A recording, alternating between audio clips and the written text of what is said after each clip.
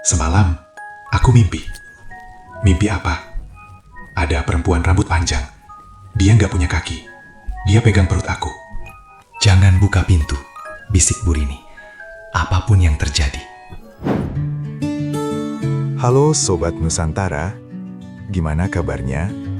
Semoga kalian sehat selalu ya, dimanapun kalian berada. Balik lagi bareng aku di Sisi Gelap Nusantara, tempat di mana kita bakal bacakan cerita-cerita mistis, misteri, dan pengalaman horor mengenai urban legend dan mitos di Nusantara, yang siapa tahu aja, bisa terjadi juga di sekitar kalian. Di video kali ini kita akan lanjutkan cerita bidan yang dinas di desa kecil, di mana ada kuyang yang tinggal di sana. Dan sekarang kita masuk ke part 2. Penasaran? Buat kalian yang lagi nonton sendirian, siap-siap, karena ceritanya kali ini bakal bikin bulu kuduk berdiri. Jadi, jangan lupa matikan lampu, pasang headset, dan nikmatin ceritanya.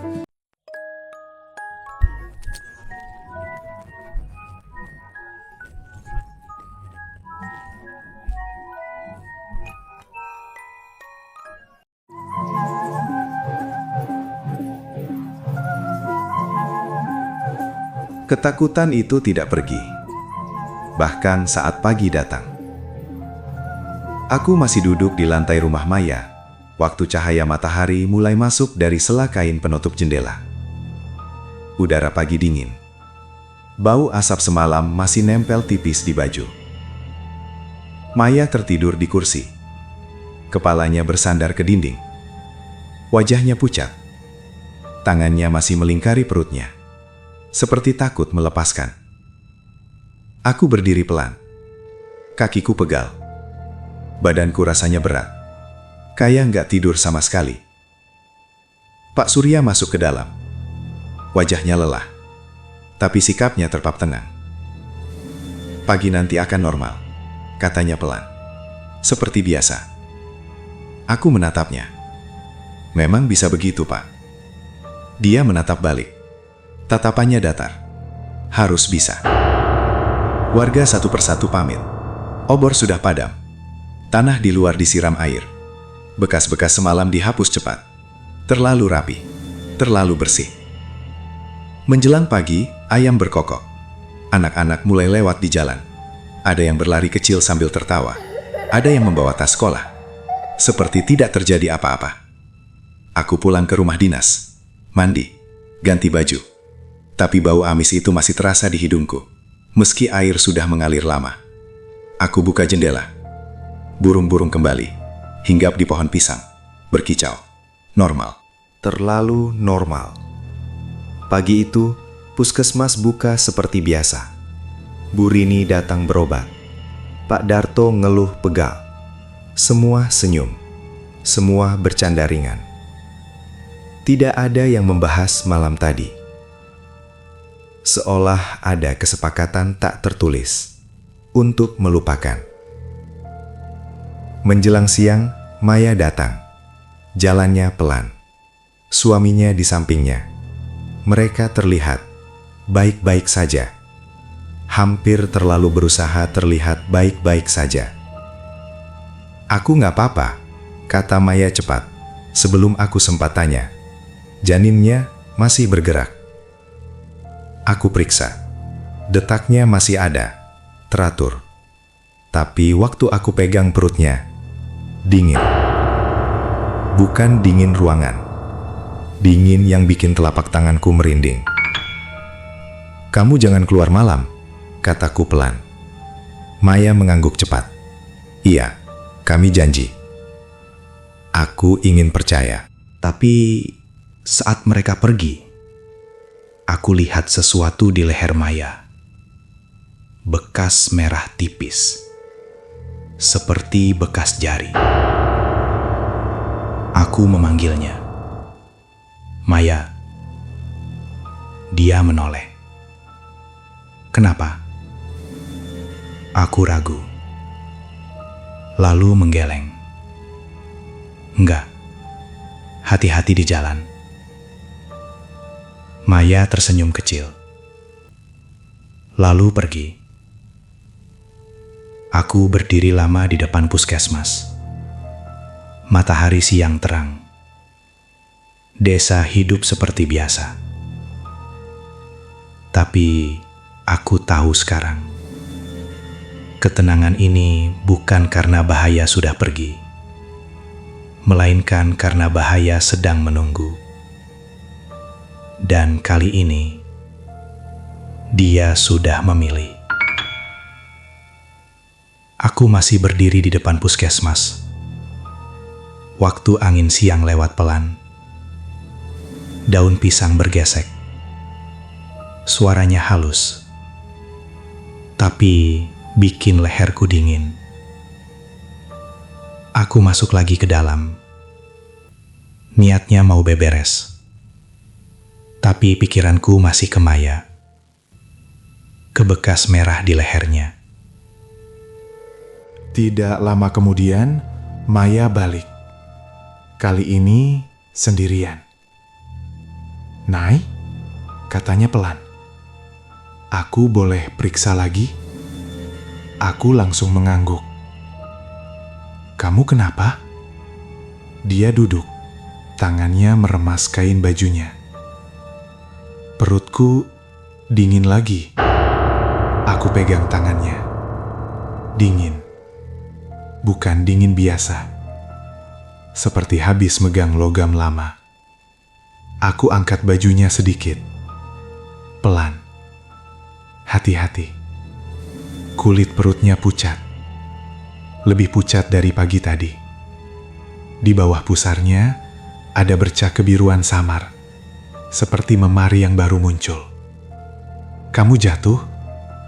tanyaku. Maya menggeleng cepat. "Enggak.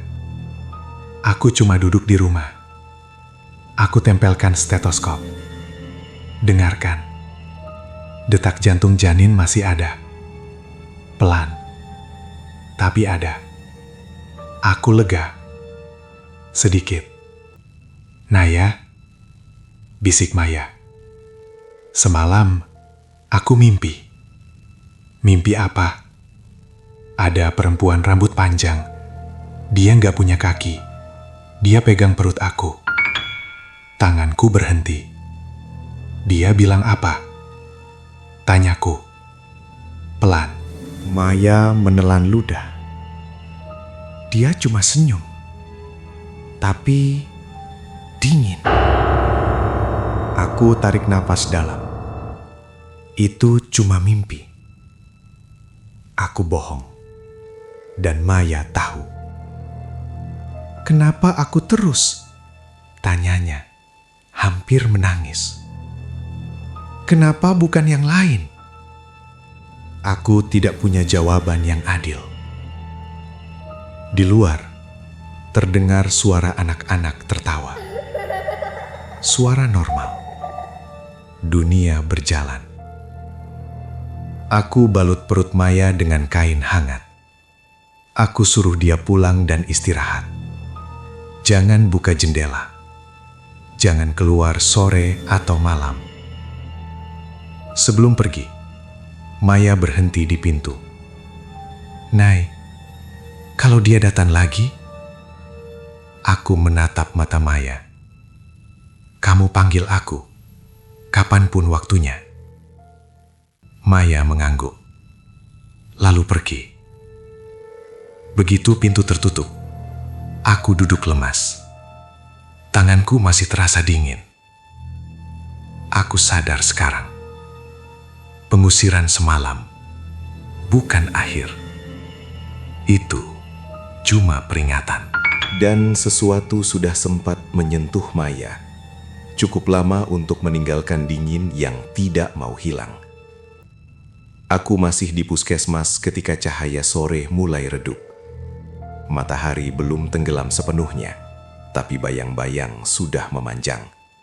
Udara berubah lebih dingin. Pintu depan terbuka cepat. Aku menoleh. Bukan Maya, suaminya. Wajahnya tegang, napasnya berat. "Naya," katanya tergesa. Maya keluar. Aku langsung berdiri. Keluar kemana? Ke rumah Bu Rini, jawabnya. Katanya cuma sebentar. Masih sore kan? Dadaku langsung terasa sesak.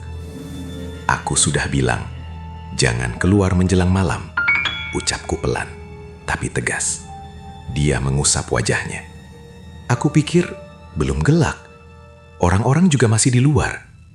Aku mengambil tas. Antar aku ke sana. Sekarang. Kami berjalan cepat. Langit mulai berubah jingga tua. Beberapa warga masih di luar rumah, tapi satu persatu sudah masuk. Pintu-pintu mulai ditutup. Udara terasa menekan. Rumah Bu Rini terbuka.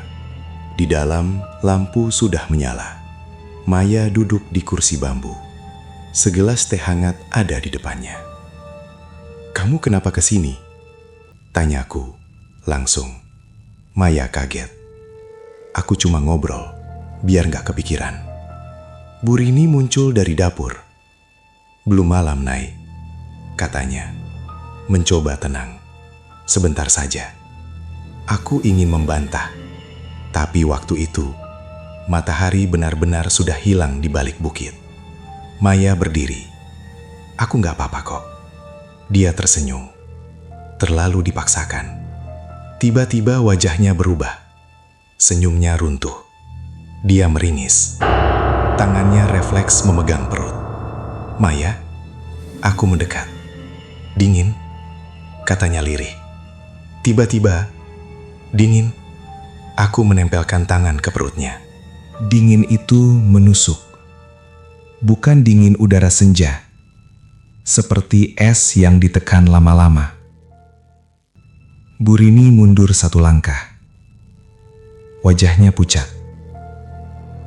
"Sejak kapan kamu di luar?" "Setelah maghrib." Maya tidak langsung menjawab. Lampu di rumah berkedip sebentar. Lalu, puk. Suara berat menghantam atap. Kami semua diam. Di luar, malam sudah benar-benar turun. Tidak ada yang bicara.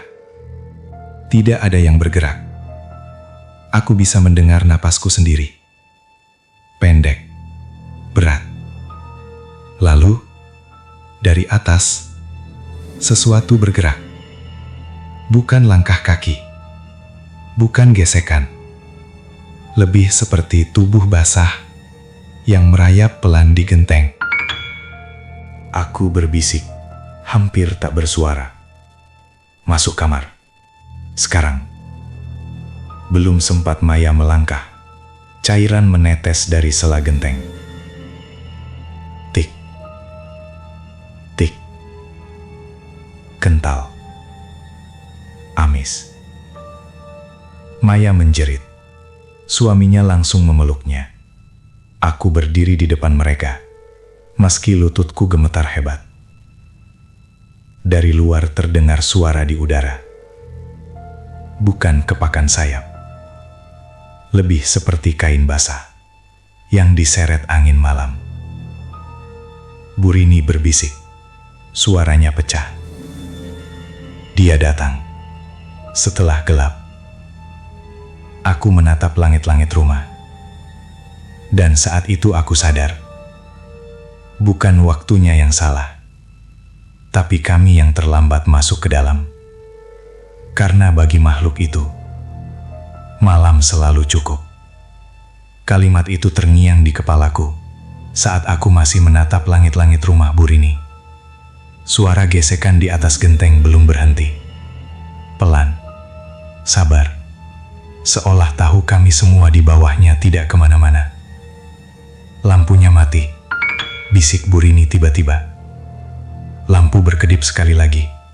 Lalu, padam. Rumah langsung tenggelam dalam gelap. Hanya diterangi sisa cahaya dari dapur. Maya mencengkeram bajuku. Kukunya menekan kulit lenganku. "Nah," suaranya pecah. Aku dingin banget. Aku memeluk bahunya. Badannya menggigil, tapi keringat dingin membasahi lehernya. Dari luar terdengar suara lain, bukan dari atap. Seperti sesuatu melayang rendah mengitari rumah. Aku bisa mendengar napasnya, berat, terputus-putus, terlalu dekat. "Jangan buka pintu," bisik Burini. "Apapun yang terjadi." Lalu terdengar suara gesek di jendela. Pelan, panjang. Kaca bergetar halus. Aku menahan napas. Jantungku berdegup keras sampai telingaku berdengung. Dari balik kaca muncul bayangan. Rambut panjang menjuntai, basah, menggantung terbalik, seolah wajahnya menempel tepat di balik jendela. Maya menutup mulutnya sendiri agar tidak menjerit. Aku tidak berani mendekat, tidak berani mundur. Bayangan itu bergerak, kepalanya miring, seperti mengendus. Lalu terdengar suara lirih, serak, bukan bahasa yang aku kenal, tapi cukup untuk bikin perutku mual. Di saat itu juga, suara langkah kaki datang dari luar. Banyak, cepat. Sekarang terdengar suara Pak Surya dari kejauhan. Obor menyala, cahaya api menembus celah-celah papan. Bayangan di jendela tersentak, rambutnya berkibar liar. Makhluk itu menjerit. Suara jeritannya melengking, menusuk, seperti logam digesek keras. Aku menutup telinga Maya dengan tanganku. Api dilempar ke tanah. Asap naik tebal, bau menyengat. Bayangan itu mundur cepat, melayang ke atas. Rambutnya terseret udara malam. Sebelum pergi, bayangan itu berhenti sesaat di atas atap, seperti menoleh. Aku merasakan dingin menyapu wajahku, seperti tatapan. Lalu, hilang. Sunyi jatuh perlahan. Obor masih menyala di luar. Suara warga terdengar rendah. Tidak panik, teratur. Aku terduduk di lantai. Nafasku gemetar. Maya masih hidup. Janinnya masih bergerak pelan di bawah tanganku. Pak Surya masuk. Wajahnya tegang. Dia pergi untuk malam ini. Untuk malam ini, tanyaku lirih. Dia mengangguk. Selama masih ada yang melanggar, dia akan kembali. Aku menatap Maya, ke wajahnya yang pucat, ke perutnya yang kembali terasa dingin. Malam ini kami selamat, tapi perlindungan sudah retak. Dan aku tahu sekarang, makhluk itu bukan hanya mengincar. Dia sedang menunggu, sampai kami lengah sekali lagi. Aku masih duduk di lantai rumah Burini, ketika api obor di luar satu persatu dipadamkan. Asap tipis masuk lewat celah pintu. Bau hangus bercampur tanah basah. Maya disandarkan ke dinding. Nafasnya sudah lebih teratur, tapi wajahnya masih pucat. Tangannya tidak lepas dari perutnya, seolah takut sesuatu akan diambil begitu saja. Janinnya masih ada, kataku pelan setelah memeriksa lagi. Maya mengangguk, air mata jatuh tanpa suara. Aku nggak mau keluar lagi, katanya lirih. Aku janji. Pak Surya berdiri di dekat pintu, wajahnya lelah.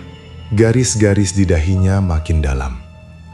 Besok pagi, katanya, kita pasang penanda lagi. Burini menoleh. Yang lama? Pak Surya mengangguk. Iya, yang itu. Aku tidak bertanya. Dari nada suara mereka, aku tahu itu bukan sesuatu yang ingin dibicarakan lama-lama. Menjelang dini hari, Maya akhirnya tertidur. Aku dan suaminya duduk berjaga. Tidak ada suara aneh lagi. Hanya angin dan serangga malam.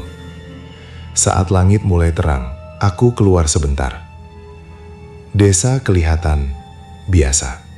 Tidak ada bekas obor, tidak ada jejak di tanah.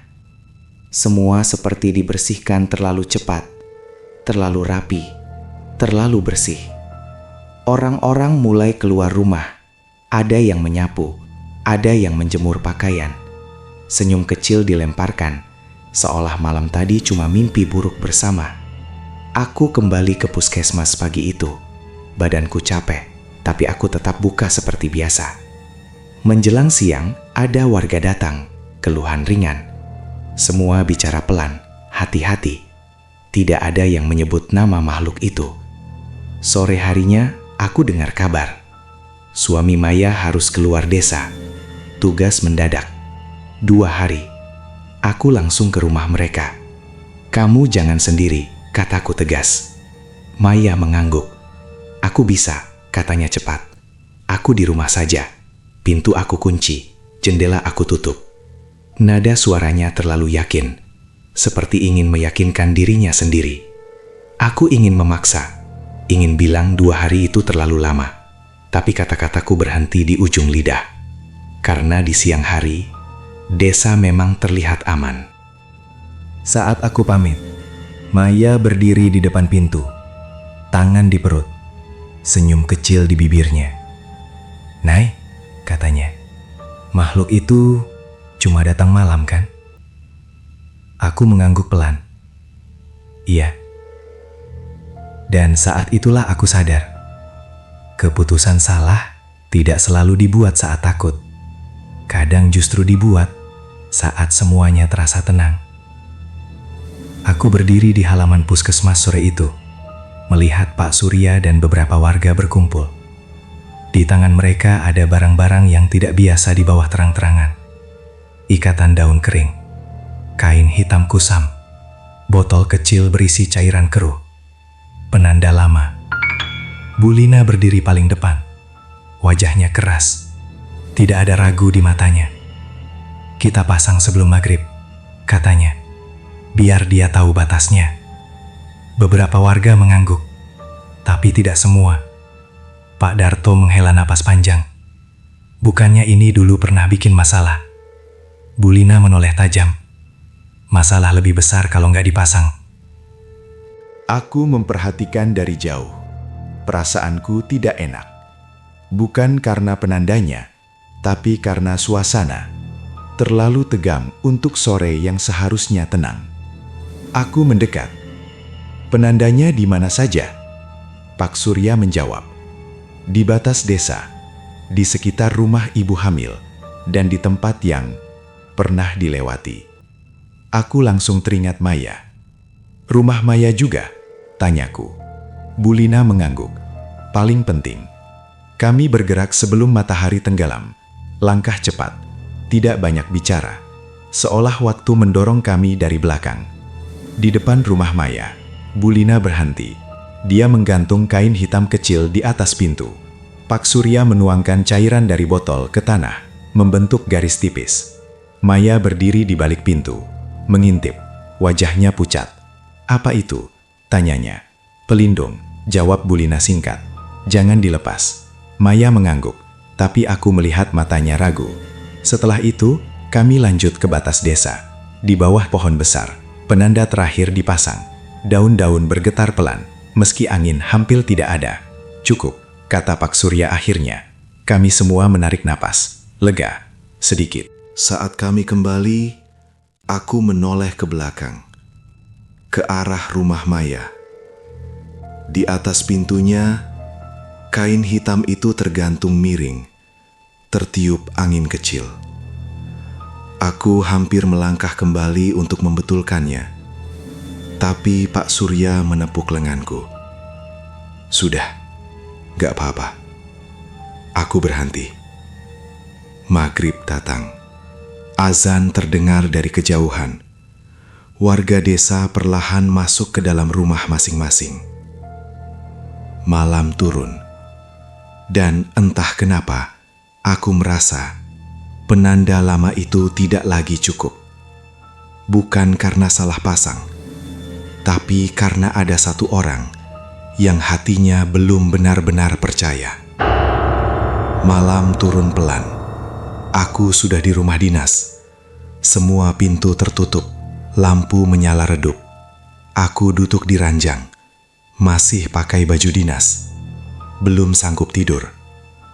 Dari jendela aku bisa lihat rumah Maya. Gelap, tapi lampu terasnya menyala kecil. Jam menunjukkan hampir jam 9. Lalu aku melihat sesuatu bergerak. Bukan di udara, di pintu rumah Maya. Bayangan itu kecil, pendek, bergerak ragu-ragu. Aku memincingkan mata. Itu Maya. Dia membuka pintu sedikit. Cuma celah. Tangannya keluar. Meraba-raba bagian atas kusen. Dadaku langsung turun. "Jangan," bisikku. Meski tahu dia nggak bisa dengar. Aku lihat jelas sekarang. Kain hitam itu, penanda yang digantung Bu Lina, terlepas sedikit. Mungkin karena angin sore tadi. Maya menariknya turun. Pelan, hati-hati. Dia berdiri di teras, menatap kain itu lama. Lalu melipatnya. Pintu ditutup. Lampu teras mati. Aku berdiri. Kakiku gemetar. Aku mau lari ke sana. Tapi jaraknya jauh. Dan malam sudah terlalu sunyi. Angin berhenti. Tidak ada suara jangkrik. Tidak ada serangga. Sunyi yang kosong. Lalu, bau itu datang. Amis. Basah. Mengalir pelan di udara. Aku menatap langit. Bulan tertutup awan. Dan dari arah kebun pisang, ada bayangan yang naik perlahan. Rambutnya menjuntai. Bergerak pelan, seperti mengikuti arus. Dadaku sesak. Bayangan itu melayang rendah. Mendekati rumah Maya. Tidak tergesa. Tidak berisik. Seperti tahu. Tidak ada lagi yang menghalangi. Aku berlari. Aku keluar rumah tanpa mikir. Sandalku nyaris copot. Nafasku terengah. Aku memanggil namanya. Maya. Tidak ada jawaban. Di depan rumahnya, udara dingin menusuk. Pintu tertutup rapat. Aku mengetuk. Keras. Maya. Buka. Tidak ada jawaban. Dari atas atap, terdengar suara pelan, seperti nafas yang ditahan.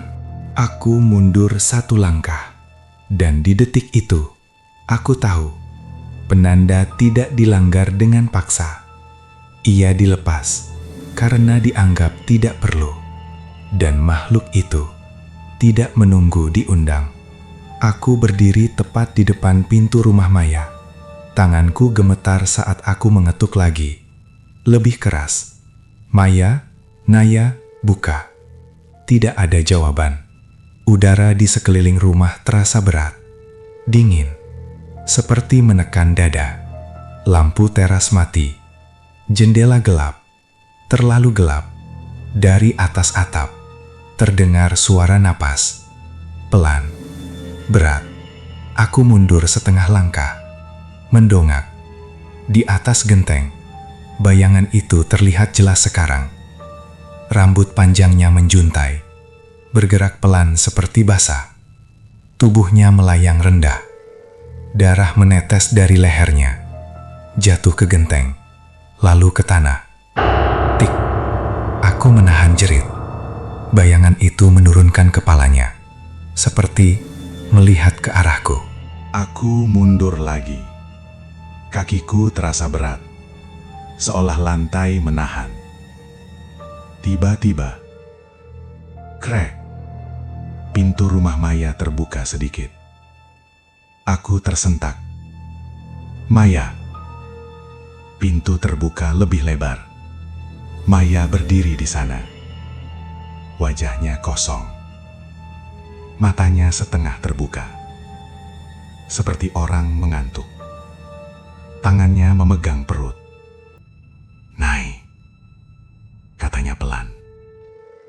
dingin. Aku melangkah maju. Masuk. Sekarang. Terlambat. Udara di belakang Maya bergerak. Lebih dingin. Lebih gelap. Bayangan itu turun cepat. Tidak terbang. Tidak melayang. Seperti jatuh. Lampu rumah berkedip. Sekali. Dua kali. Lalu padam. Maya menjerit. Suara itu pendek. Tercekik. Aku menerobos masuk. Gelap. Aku meraba-raba. Mencari tubuh Maya. Tanganku menyentuh lantai. Basah. Mai. Jeritan itu berhenti. Sunyi. Aku menyalakan senter dari ponsel. Cahaya kecil menyorot ruang tamu. Maya tergeletak di lantai. Tubuhnya gemetar. Napasnya masih ada. Terputus-putus. Aku berlutut. Tanganku gemetar saat memeriksa perutnya. Hangat. Lalu dingin. Aku menempelkan telinga. Tidak ada gerakan. Dadaku runtuh. Di sudut ruangan, di dekat pintu kamar, ada sesuatu bergerak. Bayangan itu merayap naik ke dinding. Rambutnya menyapu lantai. Sebelum menghilang ke arah atap, ia berhenti, seperti menoleh, lalu hilang. Suara langkah warga terdengar dari luar. Teriakan, obor menyala. Terlambat. Aku memeluk Maya. Tubuhnya dingin. Tangannya mencengkram bajuku lemah. "Nai," bisiknya. Hampir tidak terdengar. "Maaf." Tangannya jatuh. Aku menjerit. Dan malam itu, desa tidak kehilangan satu nyawa, tapi kehilangan sesuatu yang jauh lebih sunyi.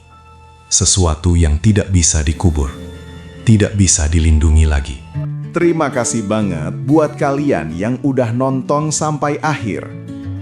Kalau kalian suka dengan cerita-cerita horor urban legend dan mitos kayak gini, jangan lupa untuk subscribe channel ini, biar kita bisa terus sama-sama berbagi kisah mistis tiap minggunya.